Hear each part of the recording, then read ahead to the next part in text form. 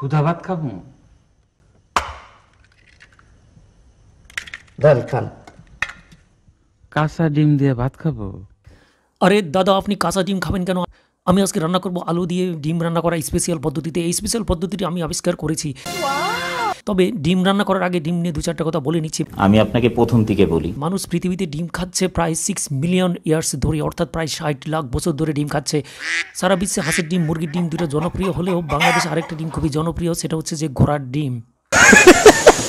এই হাঁসের ডিম, মুরগির ডিম কৃষক পেলে খুশি হলেও স্টুডেন্টরা খাতায় যদি ঘোড়ার ডিম পায় তাহলে মোটা বেজার হয়ে যায়, বুঝতে পারছেন। এই ঘোড়ার ডিমকে স্বর্ণের ডিমে পরিণত করতে আমরা যেভাবে সারাদিন ধরে বই মুখস্থ করে যাচ্ছি, তাতে আমরা নিজেরাই যে একটা ঘোড়ার ডিমের জাতিতে পরিণত হয়েছি, সেটিকে আপনি জানেন? জানি না। তো অধিক কথা না বলে রান্না শুরু করবো। রান্না শুরু করার সময় আগে আমার যে জিনিসটা লাগবে সেটা হচ্ছে যে আমি এখানে ডিম নিয়েছি 4টা, হাঁসের ডিম, মুরগির ডিম, যে কোনো একটা কিছু হতে পারে। তারপরে নিয়েছি আলু, নিয়েছি 2টা ছোটো পিস করে কেটে নেবেন।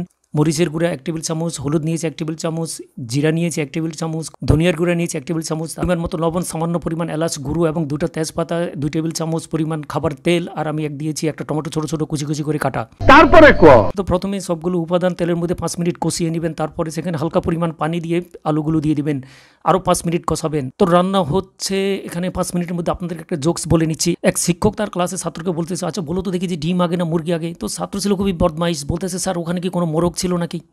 সুটিয়ে লাল করে দেবো, নোংরামি বার করে দেবো। 5 মিনিট আলুটা সিদ্ধ হওয়ার পরে ডিম একটা একটা করে সেখানে ভেঙে ভেঙে দিবেন। তারপরে ঢাকনা দিয়ে আরও 10 মিনিট রান্না করবেন। সর্বশেষ একটু ফ্রেশ ধনিয়া পাতা দিয়ে তারপর চুলাটা বন্ধ করে দিবেন। তাহলে আজকে পর্যন্ত হয়ে গেল special egg curry with potato, অর্থাৎ আমার আবিষ্কৃত আলু দিয়ে ডিম রান্না।